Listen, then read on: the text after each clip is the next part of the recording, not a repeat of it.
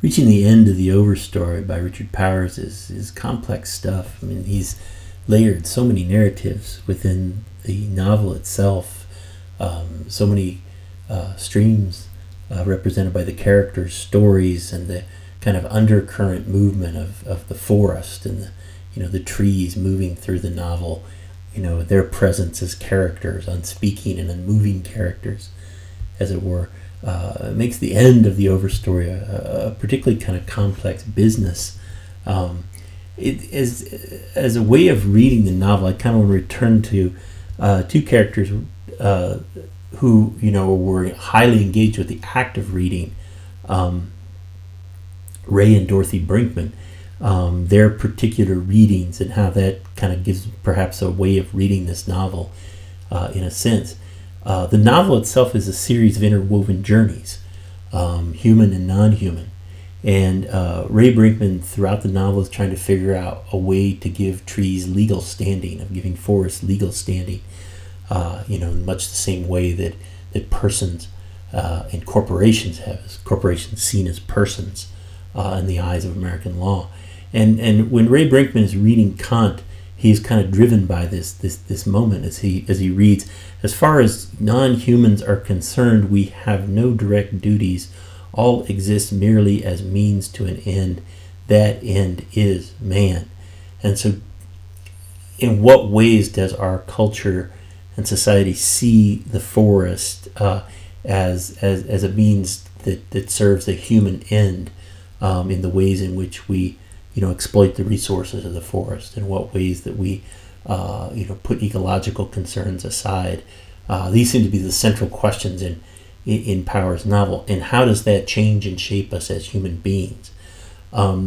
Within these interwoven journeys, each of the characters is reaching a state of awareness as the story moves forward, in kind of a rhizomatic way, right? That all things are connected. The kinds of things that grow as rhizomes.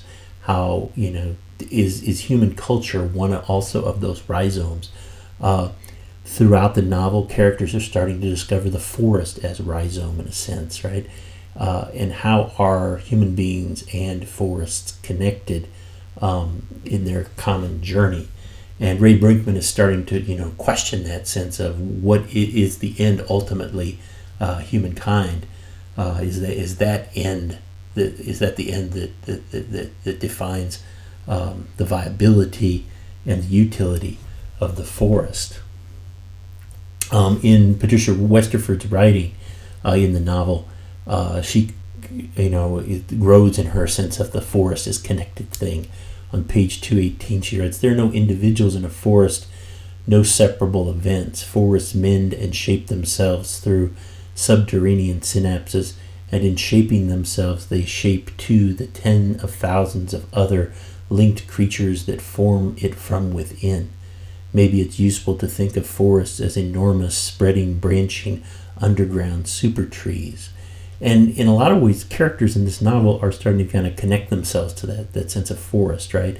Their journeys are held in common, that they don't have a clear sense of why they've kind of been joined in this journey, but they are ultimately joined in this journey and connected to the forest through the journey itself, the common journey itself. In what ways is that a point of resolution for human beings? If you think about the forest's crisis itself as an end here, in what ways are the characters in Powers' novel, are they driven by that sense of crisis? How does it become a cause? Or in what ways is that sense of crisis an ultimate effect that the characters feel in the end of the novel? For Nick and Maidenhair, as they journey together, she recognizes on page 321, "It's so obvious. Exponential growth inside a finite system leads to collapse, but people don't see it." Maidenhair has come to the realization as she speaks to Adam here that that human growth and progress cannot continue infinitely. That ultimately will lead to an ecological collapse that will also include human human presence on the planet. So how do you respond to that, right? What does it propel you to do?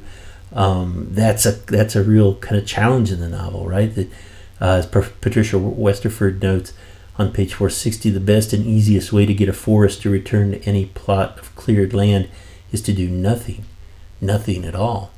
And doing nothing is the hard thing, right? How do you respond to an ecological crisis? By just kind of sitting back and watching the forest return. That is the challenge that the characters in this novel face. They all feel a degree of ecological drive here, and what does that ecological drive accomplish in terms of where does it propel them? Does that sense of ecological crisis, does that lead them into more engagement with the human world, or trying to protect the non-human world, or does it lead them to retreat from both in some ways? Nile is a great character here because he's kind of thinking about the boundaries of what is the human being and how does the human being move through the world. And on 276, in one of his sections, everything unfolds as Nile foresaw it years ago. The web goes from unimaginable to indispensable, weaving the world together in 18 months. With mastery, 1 million more lonely boys emigrate to the new and improved Neverland. And so in what ways is that sense of movement into the web as a space that redefines the human being, and also in some ways perhaps redefines nature? In what ways is that a moment of retreat, or is that a moment of kind of engaging new ways of thinking about the human? For Adam, another character, it leads to retreat from other human beings in some ways, right? On 332, he notes that something has broken inside him. So his appetite for human self-regard is dead, and that drives him to that kind of contemplation of what does it mean to be a traitor to your own species. What does that mean? For him, it's ultimately to engage in acts of violence against companies that are utilizing the forest as resource and are cutting into old growth. And so that it's a violent end that he's driven towards. One of the ends in the novel that is perhaps most ambiguous is Patricia Westerford as she gives her talk and stands before the audience with Mimi and Nile both in attendance. She asks, what is the single best thing a person can do for tomorrow's world? We're the one who need repairing. Trees remember what we've forgotten. Every speculation must make room for another. Dying is life too. And then in a silent conversation with Mimi's gaze, we are too many. A new city the size of Des Moines every day. The speaker raises her glass, and the world splits. Down one branch, she lifts the glass to her lips and toasts the room. Down another branch, Nile's side, she shouts, here's to unsuicide, and flings the cup of swirling green over the gasping audience. She leaves the room to stare at an empty stage. This is an ambiguous moment in this novel, right? That kind of perhaps shocked you as a reader, perhaps frustrated you as a reader in some way. Like, what does she do? I mean, in one string of narrative, she drinks the concoction and commits suicide, empties the stage. On the other stream of narrative, she tosses it out over the audience as a sin, kind of a almost sacramental act of erasing human presence, and leaves them with nothing left on the stage. So how do you read Patricia Westerford's act here, and how does that impact your overall reading of the novel? In some sense, it's kind of a sacramental act that says, the human presence will end in the world, and that the forest will be there still. And in what ways is this a sense of a further engagement of the human world? In what ways is it, retreat from a common humanity for Patricia? The griefs that are felt in that sense of the disappearance of the human are felt by all characters. And Nile has felt grief before, as he as he watches Patricia disappear from the stage. But all the characters here have a sense of grief as they feel the human world changing and retreating, perhaps in some ways. As Mimi looks at the crowds around her in the park, signals swarm through Mimi's phone. A massive crowd-sourced urgency unfolds in like land what it might be, people vanishing en masse into a replicated paradise. So the boundaries of where human beings are has changed and shifted, between the quote-unquote natural world and the quote-unquote virtual world. The human presence has retreated into that space, the replicated paradise of the virtual world. Nick feels that sense of grief artistically, and in an installation that he develops, he goes where the woods are blue, gray, and covered with lichen. Nick works methodically.